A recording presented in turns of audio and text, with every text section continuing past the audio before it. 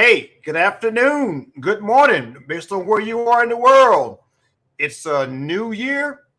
It's a new year. It's a new you. It's a new day. That's the focus because 2022 is the year of no excuses. And listen to this, we must inspire until we expire. So, welcome to another broadcast of Win with Willie Leadership Talk Show. What a great start to 2022. I know it's March, but every day is a new day because what we do not see, what most of us never suspect of existing, is a silent and irresistible power which comes to the rescue of those who fight on in the face of discouragement.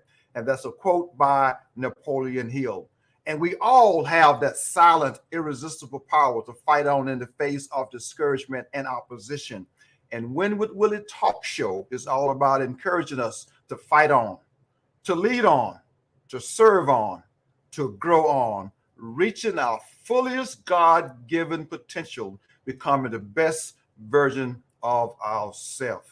See, the best gift you can give your family, your community, and your organization is the best version of yourself. And how do we become the best version of ourselves? I am so grateful that you asked. We must first learn to lead ourselves because you and I cannot give what we do not have.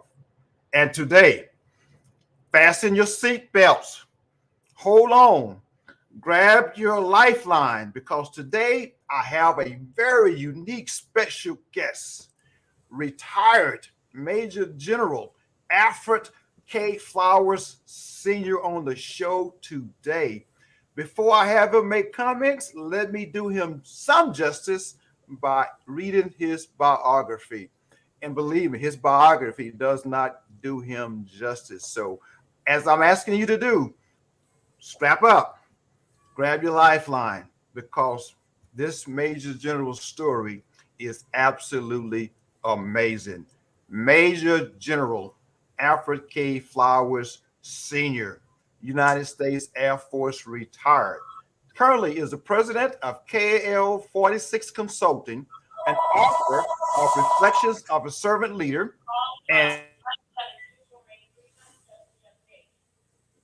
former to San Antonio's Texas minority-owned businesses. He is a former Deputy Assistant Secretary of Air Force for Budget, or simply said, the Air Force Budget Director, where he was responsible for $170 billion of Air Force fund.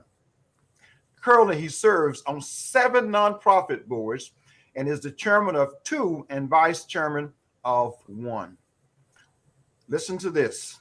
Following his high school graduation, Alfred K. Flowers enlisted into the United States Air Force in August of 1965 at the age of 17.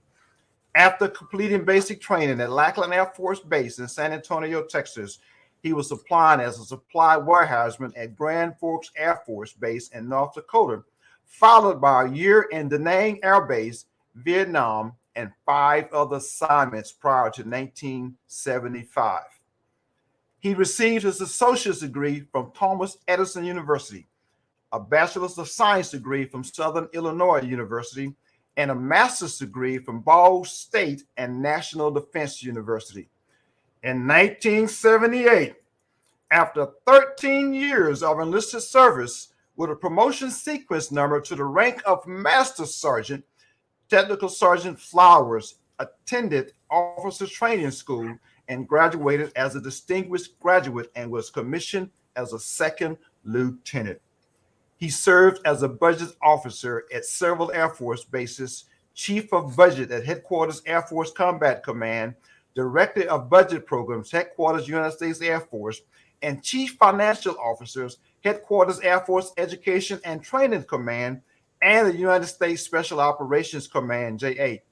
He commanded the Home Center at Maxwell Air Force Base, Alabama, and the 2nd Air Force Base, 2nd Air Force at Keesler Air Force Base in Mississippi. In 2009, he was appointed as the Deputy Assistant Secretary of Budget in the office of the Assistant Secretary of the Air Force. On January 1st, 2012, after 46 years and 5 months on active duty United States Air Force, Major General Flowers retired, making him the longest serving airman in Air Force history, the longest serving African American in defense history, and the longest serving continuous active duty member in the history of the United States Department of Defense. Major General Flowers was inducted into the Air Force Air Education and Training Command Order of the Sword on April 6, 2012, making him the 224th Air Force inductee since 1967. He was also inducted in the Order of the Longleaf Pine by the governor of North Carolina in August of 2016. Additionally, he received a Lifetime Achievement Award from the Air Force Association on March 1st, 2019. August 28, 2020, he was inducted into the Air Force Training School Distinguished Alumni. He received the United States Air Force Distinguished Public Service Award in October 2020. He is married to Ada M. Flowers for 53 years. My goodness. And they have one son. You fasten your seatbelt. Brigadier General Alfred K. Flowers Jr. And I must add this. He has a grandson attending the Air Force Academy and a grandson that's currently a Corps cadet at Texas A&M University. So the legacy lives on. General Flowers, sir, welcome to Win with Willie Leadership Talk Show. Well, good morning, Willie, and thank you, Professor Jeff. It's an honor and a pleasure to be with you this morning. I've been watching your shows and hearing about your shows, and I spoke with a good friend of mine who was on one of your shows recently, and everybody is in awe of what you're doing, and I'm sure that this will be a great session, and I look forward to the questions and the interaction and the time spent with you this morning. It's an honor to be here. Absolutely, sir. We have some folks right now that are already adding comments because you're on this show. And so let me see what some of these comments are saying. Right now, this is saying, oh, Giggum, nice football behind you. Someone is watching see my football behind me already because I have an Aggie football behind me. And let's see what this gentleman is saying right there. Come on up with this retirement ceremony. What is actually going to be a Liberty event. I'm not retired. I'm inspired. Absolutely. So, sir, you getting a following already. And this is another comment. This looked like a ton of fun. Absolutely, Gerald. Is it Gerard? This is a ton of fun. Absolutely. So, sir, I've been watching you for a long time. Let me just share with the audience, and I'll ask you a question because you were still active duty.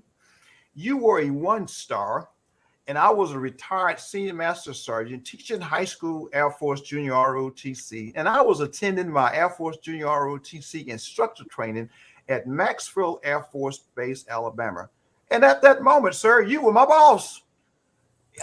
You were my boss. You was in charge of the home center 1-star, and you came to speak to the audience, and there I was looking at this tall, handsome 1-star, and I did not know your story at the time. I was just seeing this wonderful glow and this glory, and now I know your story, a little bit about your story, but I also walked out of the home center, and there comes this young African-American major, and standing there looking tall. And I salute as we always do. And I looked at this young gentleman, young major's name tag, and his name was spelled just like yours. and by me pausing, and his response was, yes, that's my dad.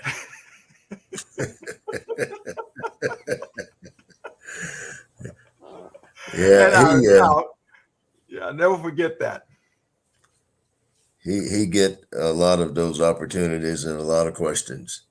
I shared with you earlier one day last week, he was in Safeway on his way to work early in the morning, and a retired Major General, a friend of mine, saw him and saw his name tag, and he said, "Hey, you Al Flowers' son?"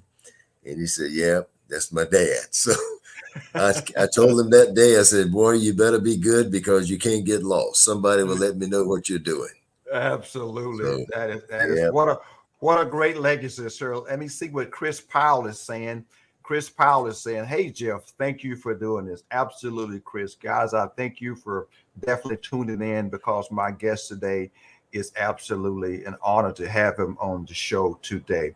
Sir, I'm going to start out by asking you, let's see what I want to start out. I'm not going to talk about the book, but you know what I'm going to do, General? And you Mhm. know we have we old guys and we just adapt and we just kind of go in the moment. We just kind of go with the flow.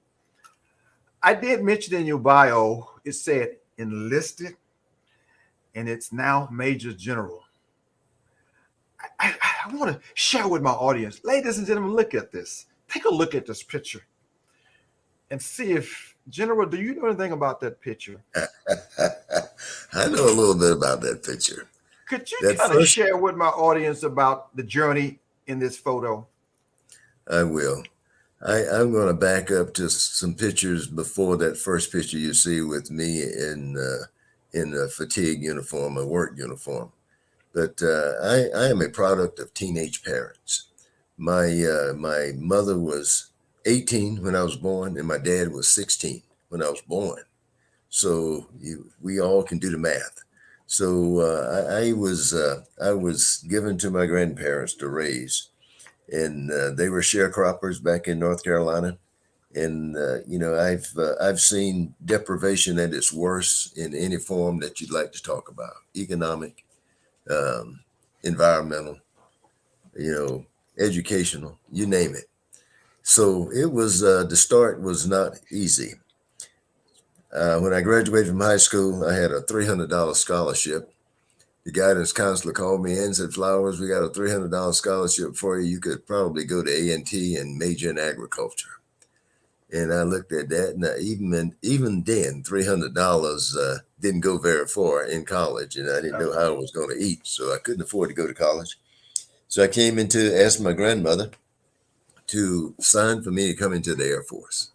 And that first picture that you see there is me early on in my Air Force career, probably about 1966 at Grand Forks Air Force Base, North Dakota. I came in DDA or direct duty assignment right out of basic training at Lackland to Grand Forks as a supply warehouseman. And if you could see what the letters, the wording on that cap says, it says the 319th Supply Squadron. I was a warehouseman standing on the steps of a dormitory that I lived in there. And the day that I came on active duty, my goal was to retire as a chief master sergeant. And I failed, obviously. I failed a lot of times in my life. I, I couldn't make chief, so I became a second lieutenant and tried another way and depended on a bunch of chiefs to help me proceed in that route. But from there, after 13 and a half years and being turned down for a commission 5 times, I was denied opportunity to attend OTS 3 times for officer training school and twice for the Medical Services Corps. When I finally got selected, I had completed a master's degree, was working on a doctorate. And the 5th time that I was turned down, I had a boss that said, "Hey, this makes little to no sense. We need to find out what's going on here." And he made some calls, and I got some good news a couple of weeks later that says you're going to OTS. So after 13 and a half years, I came in to back on active duty into the controller career field. The other picture you see there is as a young captain. I think about that time I was at Langley Air Force Base in Virginia, and from there to the Pentagon for the first of my 5 times in Washington, D.C. And all the times between that picture as a captain and the picture that you see as a 2-star, there was a lot of service between there, in various commands. And Jeff, you mentioned a lot of them in the bio, and I'll be happy to talk about any of them that anyone would want to talk about. And then after 46 years, 5 months, and 21 days on 1 January 2012, I transitioned to the civilian attire in the last photo, where I continue to serve just about every day in nonprofits that give back and support veterans and families. So that's a 46 and a half year journey there from Grand Forks, North Dakota to San Antonio, Texas, where I now live and serve in a different capacity. Amen. Absolutely. What a journey. What a journey. All about service and all about serving. You grew up in North Carolina. You mentioned your teenage parents and your grandparents were sharecroppers. Talk about some of those lessons that you heard from your grandparents that you probably has instilled in your family as well as your son and your grandchildren that came out of that environment. Because I know in the book, we'll talk about the book very shortly, but some things that you shared in the book, and I want you to kind of share with the audience some of the things that some of the challenges and opportunities, because I look at things as opportunities. Some people might look at them negatively, but I look at them as an opportunity to get better. So share with my audience some of the challenges and opportunities that came out of that experience being raised by your grandparents, and your grandparents were sharecroppers. Well, one of the biggest opportunities that I see, and I look back on it every day, was the opportunity that I learned from the values of, some folks would say, well, you grew up with two old people. I did. But old people with a lot of wisdom, that had a lot of love and had remarkable values that have aided me throughout all of my life. For instance, even though they were sharecroppers and, working in the fields was what was expected and what we had to do, not one time that I ever recall that either one of my grandparents said, you need to stay home and work in the field because you can't go to school today. They always said, you're going to school. If the work gets done around the field, will get done. But it's important that you go to school because we want you to get all that you can and all that's offered by way of school. So I learned the value and the importance of school. I also learned the value of doing unto others as you have them to do unto you. My grandparents were devout Christians, and to me, school, church, work, and love for your fellow man were the lessons that they taught. And it wasn't just some days, it was every day. Every day. For instance, the school that I went to was about a mile from where we lived out in the country. And, I could get into a little devilment at school and it would beat me back home because someone along the way would know about it, or the teacher would get a message back. And then they had the old party line phones, and, get on the party line phone and everybody on the line knew what was being said. So, Absolutely. everybody in the community was on that party line and knew what was going on. But it was, there were some very, very valuable lessons out there. And well, I learned hard work. I learned taking care of your fellow man.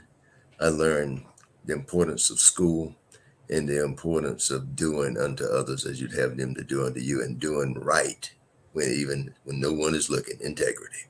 Integrity. Absolutely. And you got do unto others, you will have them do unto you. The importance of education. So, ladies and gentlemen, if you heard that part, if you have children in school now, make sure emphasize the importance of education. I know some of my family members that are listening in right now. I'm hoping that your grandson is listening in. Aiden, by the way, Aiden, it should be on the YouTube channel listening in. So the importance. So Aiden, if you're listening, Paul had said, make sure you focus on. And it's a short drive to College Station from here, so don't get in trouble. I'll come see you. I believe Al Jr. may be listening as well. So the dad may be even listening as well. So not only is Papa talking to you, but dad may be listening. So absolutely significant. Now, the journey of the picture, because for you to become a major general in the United States Air Force, I'm sure you could talk about the importance of mentorship and being teachable and being coachable, because you don't get there by yourself. Share with the audience the value and importance of being coachable, and being humble, and the importance of having a mentor. And maybe you can even mention some of those mentors by name, and how those mentors impacted your growth and development. I do. First, let me go to in order to be a leader, you have to be a follower. I don't know of anybody that leads that can't follow or haven't followed or aren't following today. It doesn't matter what level of leadership you're achieved to, you're still following someone in some way. But I had a lot of great mentors along the way. As an enlisted person, a brand new airman, first class, second class, third class, in Grand Forks, North Dakota, I had a Sergeant Carver. Billy Carver was my first military supervisor. And from day one, he took me by the hand and he says, Flowers, I'm going to teach you everything you need to know. And what you've got to do is pay attention and do your best every day. And that has stuck with me since August of 1965, when I first came on active duty. Do your best at whatever you attempt to do every day. Pay attention and listen to what folks are trying to tell you, and you'll be amazed at how successful you will become. I also had a civilian leader at Grand Forks, North Dakota, who was the supervisor of Sergeant Carver. And he, for some reason, took a liking to me because I was trying to learn, wanted to learn all that I could. And then my goal was to be the best warehouseman in that warehouse at Grand Forks Air Force Base. And, I recall it vividly. Some of my buddies used to call me country because I was from North Carolina and grew up in the country. And they were from Philadelphia and New Jersey, from the Northeast. And they say, hey, country. And I said, okay, I'll be country because that's where I am and that's where I came from. But while they were joking and calling me country, I was learning all that I could, trying to do my best and to be successful. And it all worked out. And as I progressed on through the years, my first supervisor as an officer was a fellow named Kenneth Hotkovic. He lives in Valdosta, Georgia today, and that's where I was as a second lieutenant, Moody Air Force Base. And I recall him telling, he had 3 second lieutenants working for him. And he said to all of us, he says, what you guys do is a lot attributable to what I do. And my goal and my mission as your boss is to make sure that you get what you need to be successful. It's not about me. And I may be at the end of my career. You're at the beginning of yours as an officer. And I want to do everything that I can to make you successful if you want to succeed. But he was he wasn't shy in telling us that I can't make you successful if you don't want to succeed. If you want to fail, I can't help you. You can help yourself. But he was an amazing boss. And Ken Hotkovic retired as a lieutenant colonel. But every promotion that I had, from the time I was a lieutenant colonel to a 2-star general and my retirement, Ken and Carol Hotkovic was there, still supported. And we still talk today. I talk to him about every 2 or 3 months just to say hi and thank him for taking an interest in someone that was interested in themselves. And you probably still call him Lieutenant Colonel. That's amazing. That's absolutely amazing. I call him sir. Yeah. Yes. I call him sir. And, several of my former bosses who I worked for and with that I retired outranking, I still call them sir. Absolutely. It's out of respect. Out of respect. Respect. I like what you said about serving and leading. Is not about you. It's not about me. It's about serving and helping our subordinates become the best version of themselves. And ladies and gentlemen, that's what this show is all about. You're listening to Major General Retired Flowers, and he's helping us. He's inspiring us to become the best version of themselves. In the book, I got an acronym, and it's called Approach. You're familiar with an acronym called Approach? Mm-hmm. It talks about attitude, perform, passion, respect, ownership, actions, commitment, and humility. But the one I want you to talk about is the one I hear so much about you. It's called humility. Sir, I hear that about you quite a bit. And when people describe you, they don't describe General Flowers as being this great guy. They subscribe you as being a very humble and passionate and humble leader. That's what I hear. So talk to us about humility. Humility to me is extremely important. Attitude and humility, performance, of course, but humility and attitude are two of the greatest attributes I believe that a human being can have. It doesn't have to be a leader, a human being. Humility, when I talk about humility, I think about folks that I've served with, been around, observed, who are arrogant, who are stuck on themselves and think that it's all about them. And I almost get nauseous sometimes just thinking about it. It's not about us. It never has been, never will be. It's not about us. It's about what you do for others. We as leaders and mentors and guiders, when we leave this earth, it isn't going to be about what we've earned in terms of material gains. It ain't going to be about the houses we lived in, the money that we may have earned. It's going to be about what you leave behind. That's what legacy is. What do you leave behind? And what I want to leave behind is folks that says, he did the best he could to help everyone that he could, and he did it out of love and passion for humanity. He was not an arrogant person. He was not about himself. He was not full of himself, but he was full of what he could help others achieve in themselves. Absolutely. That's that's one of those drop the mics moments. You know that, right? You have one of those drop the mic moments. We just dropped the mic because that is being authentic.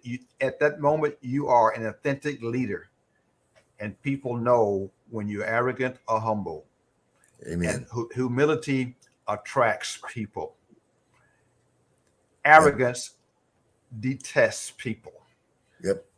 Drives them away. They don't want to be around you. They will not want to be around you. In that same chapter, we talked about humility, but in that same chapter, it talks about this word called, and I'll let you define it, but you came up with a term that highlights your family. It's called flowerisms. I know that's.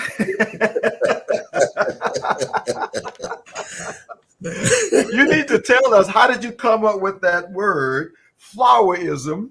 And it says common sense tools of achieving uncommon success. And I can tell you about, if your grandson Aiden is listening, is Alfred the third is listening, and maybe Alfred Jr. is listening, we got this legacy of uncommon success that's happening. And so I'm assuming it started with Paw, your grandparents, and it was passed on to you. But I'm sure your grandparents did not come up with the word flowerism. That's something that you came up with. So I want you to talk about that for a moment.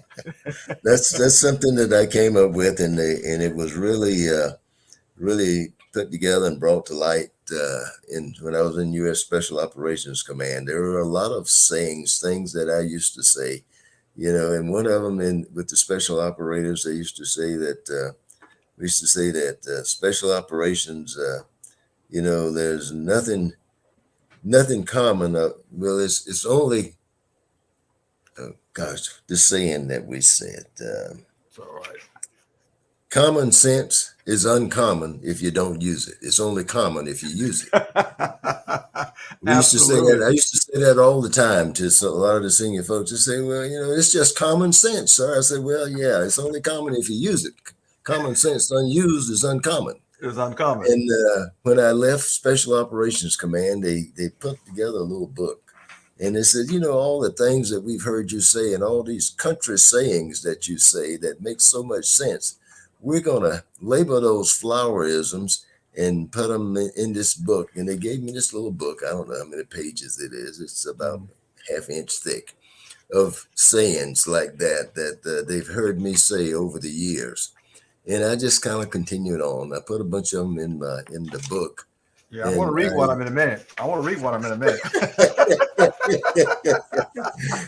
Yeah, and I use them kind of as a way of life now.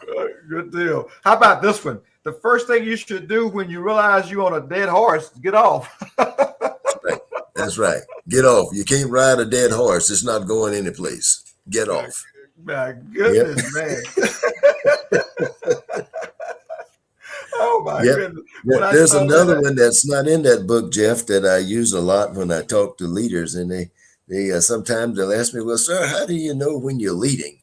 I say, "Well, look behind you and see who's following. If no one's following, you're probably just taking a walk.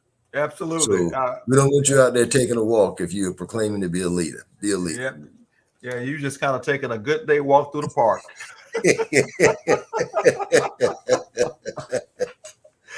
Yeah. Absolutely, absolutely. This has been absolutely great. I'm enjoying it, ladies and gentlemen. If you out there, please make your comments because we are having a good time. I like what. Yes, guys, we are having fun. 21. If you were 21 years old again, what matter of fact, you've been married for 53 years, so you really didn't have a childhood. If you think about that, you've been married a long time. Been married a long time. A long time. To the same lady. And if I had to do it all over again, I'd do it the same way. But if I was 21 again, what would I change if I was 21 again? And what would I do differently? And, if I was 21 again, I started getting my college education after I'd been on active duty for I came in at 17 and I graduated from college at 29. So 12 years later. So I goofed off for a long time. I goofed off for about 8 years, just having a good time. And some of that I was learning my job and doing my on-the-job training and all that career development stuff. Mm-hmm. But I could have started a lot earlier. And I believe if I had started earlier, I may have retired a different grade. I don't know. But I do know that I wasted some time, and I would recommend to any young person out there today, everybody is not blessed with the opportunity to go to college right out of high school, have the resources to do so. Some may have come out of high schools like mine where you were marginally prepared to go to college, but all is not lost. There's always a way. And if you had a bad start someplace along the way, or had some experiences that were not positive, don't give up. Don't give up. Never let the situation define where you will end up in life. Absolutely. Unless it's something that's medical. But if it's just because you're lazy, don't have resources, I suggest that you get off your butt, get on your feet, and move on. Put one in front of the other and move forward. Discover why. I would do it a little sooner if I was 21 again. Well, if you'd have started sooner, you may have made chief. Just think about that now. I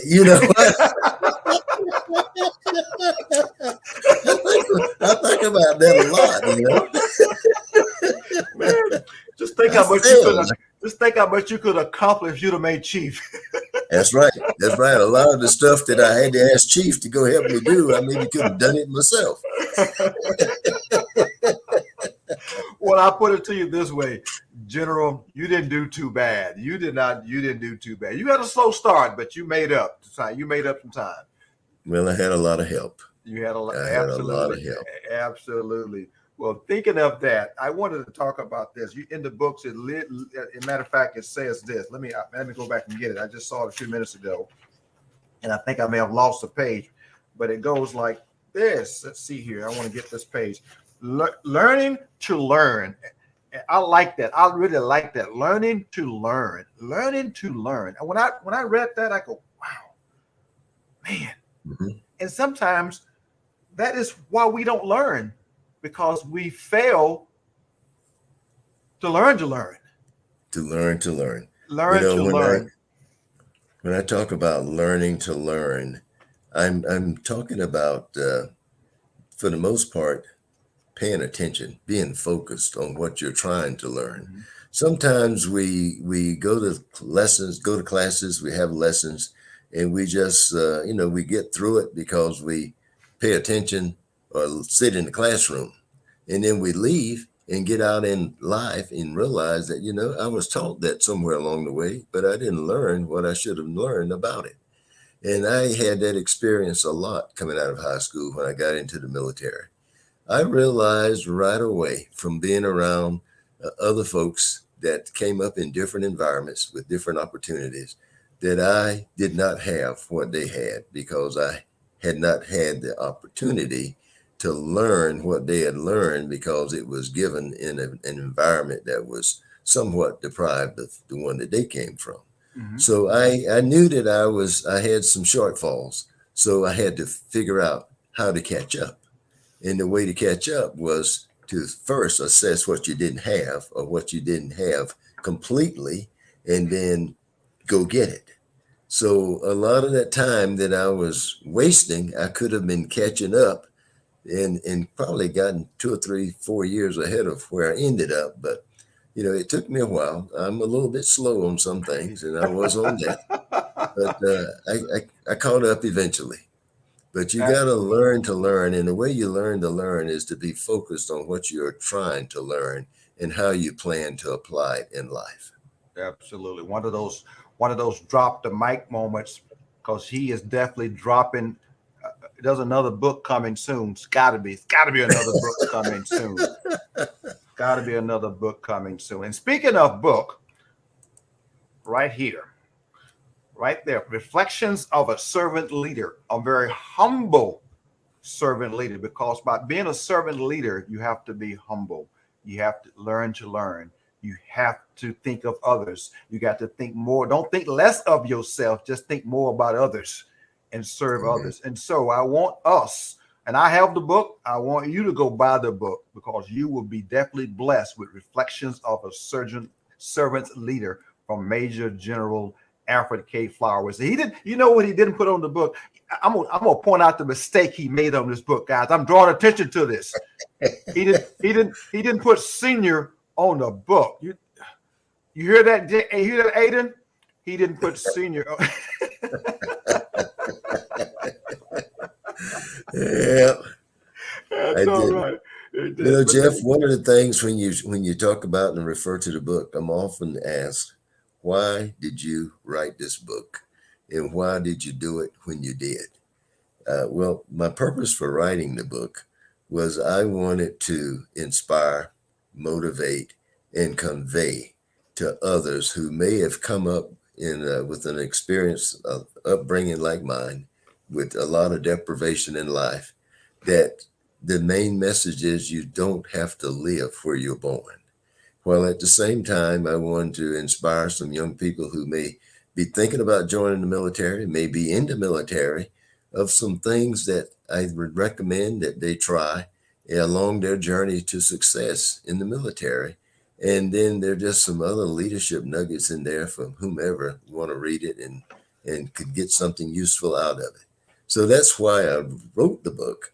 And the reason, the timing of the book was, I started my military journey at 17 years old, stopped at 63, went into private industry for 4.5 years as the COO of an IT and engineering company, had no experience whatsoever when I came out of the military of the corporate world. So I wanted to contrast the military and the corporate world and include some of that in this book as well. And if I take just a short number of lines and nuggets from all that experience, what I found in that contrast is there's a common denominator. The common denominator is people. People want to be respected. They want to be appreciated. They want to know that you care, regardless of what the environment is, whether it's the military or the civilian environment. And as long as you do that, show that, lead by example, there's not a lot of leadership differences between the two worlds, corporate or military. It's just a different business line. Different line. Yeah. It's amazing. Just a difference in the business line. People want to be respected. People want to be led. People want to be served. The common theme are people, no matter what branch of service, no matter what organization, no matter what nonprofit, no matter what for profit, no matter what education institution, people desire the same thing. No matter if it's internationally, no matter if it's nationally, it doesn't matter. People desire. God has wired us to desire the best for ourselves and the best for our family, and He's wired leaders to help us obtain the best for ourselves and the best for our family. And speaking of best for our family, or best for your family, sir, you have a phenomenal legacy, and I want you to share growing the family business. You said corporate. We're talking about the family business, and talk about what I see in this photo. To share with my audience what I see in this photo, because not too many years from now, there's going to be the third, and there's going to be Aiden somewhere wrapped up in this family business of serving our country. And this was 2-star passing the baton to 1-star. Yeah, and it's amazing how this all happened. When Al Jr. graduated from high school, he was a Division I basketball player in college, and he went off to Rider University where he was playing basketball, and he wanted to do ROTC, but he was on a basketball scholarship in ROTC, and we had a little edict that we made between his mother and I and he, when he went to college, is that, yeah, you can go play sports, but you're going to major in something that you can make a living on afterwards. You're not going to major in basket weaving, communication, or underwater bubble blowing. You're going to major in something that you can make a living for yourself. So he decided to major in finance, play basketball, Division I, major in finance, be in ROTC, and keep his grades up. Too much for most people. So he decided that, hey, Dad, I've got to cancel ROTC. And I said, okay, there'll be other ways that you can serve if you so desire in the military. You get an education, you're playing basketball, the scholarship is paying for your education. And we'll figure the rest of it out, or you will, as things go on. So at the end of the first 4 years, he said, well, I've got this finance degree. And I said, well, have you thought about going on to grad school? And he said, yeah, but I don't know what I want to major in. I said, well, think about hospital administration. And he did. And he decided he was going to major in hospital administration. And he went on majoring in hospital administration. At the end of grad school, he called me. He says, well, after the internship, I got offered a job at West Jersey Medical Center, and they're going to pay me about $70,000 a year. And I said, well, what's your question? What are you calling me? Why aren't you signing a contract? He said, well, I'm thinking about coming in the military. And I said, say that again? Do what? He says, I'm thinking about coming in the military. I said, well, as a second lieutenant? He said, no, I could come in as a first lieutenant with a direct commission. I said, instead of $30,000 a year, you might make 45. And he said, well, I'm still want to come in the military. I said, okay, think a little while longer and call me back. He called me back a few weeks later. He says, when you going to come commission me? He had already gone to the recruiter, set up the commissioning, done everything that he needed to do. And all he needed to do is for me to come swear him in. So his mother and I drove up to New Jersey from Washington, D.C., swore him in, and he came into the military. And I thought, well, he'll hang on for a while, hospital administrator. He'll do 4 years and figure out how much money he can make on the outside, get out and go make more money than he's making in the military. He loves what he's doing. He is as much of a servant, if not greater, than I am. And he loves it.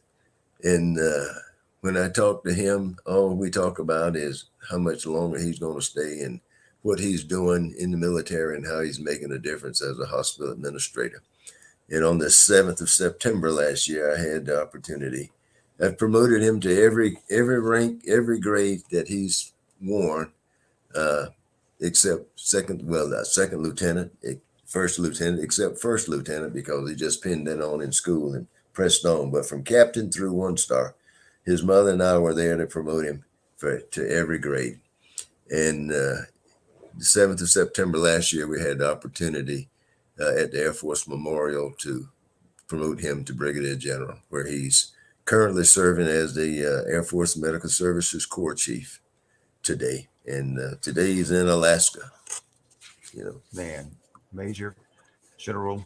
So I guess the moment that I will ask, or the question I would ask, uh, is your heart overflowing, your son, from where you started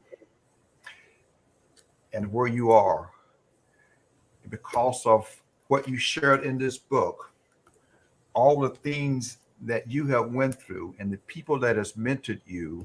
Now look at the legacy that you're leaving, because Al Jr., 1 star. Al the third, yes, I'm not Air Force Academy. Aiden, Texas A&M in the Corps Cadets. Sir, my question to you, to follow up with that, maybe you can share. I think you and I talked about it earlier. We talked about the African American generals that the son became general officers. And then in our conversation, I think we only had about maybe 2 other African American general officers that the son became general officer. So this flowerism is still making military history. I think you and I shared that the Benjamin O. Davis, we talked about Chappie James and his son. Mm-hmm. And now here we are on March the 9th, 2022.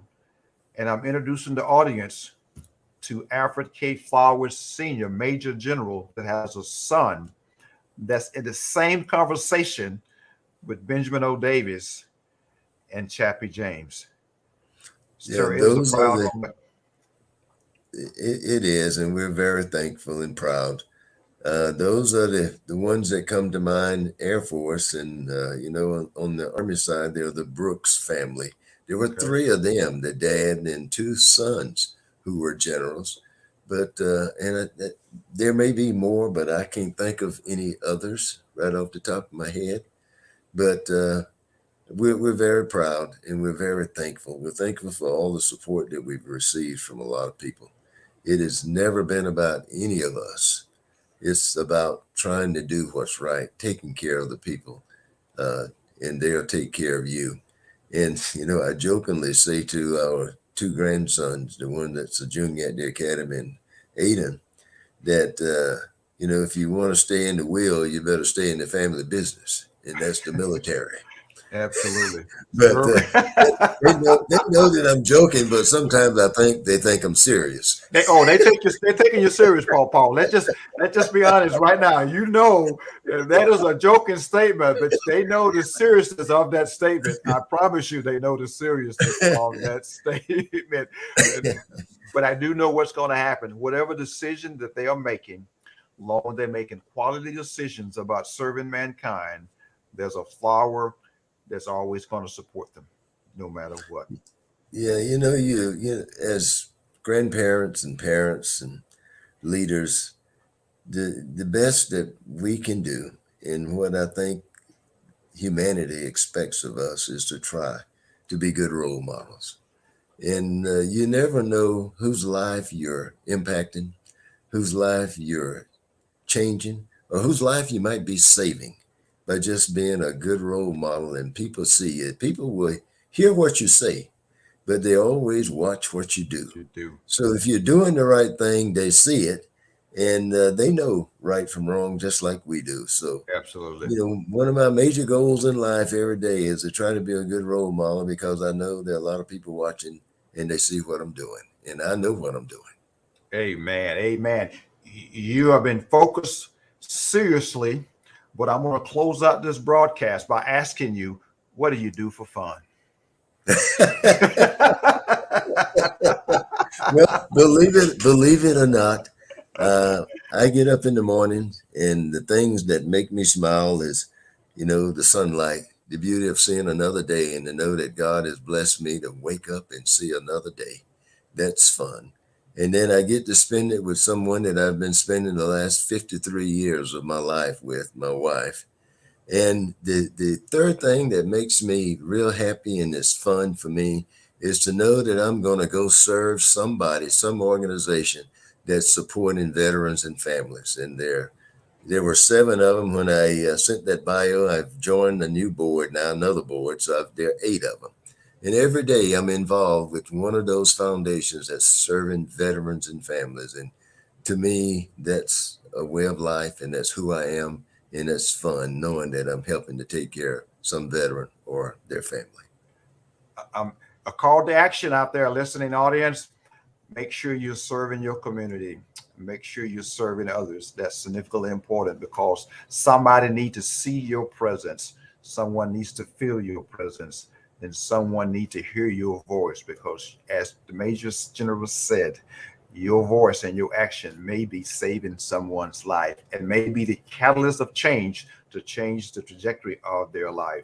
So, Major General, stick around for a few minutes. I'm going to end the broadcast, but you just hang tight right there on the screen and we'll come back and have some closing sessions. But, ladies and gentlemen, I'm going to challenge you every week.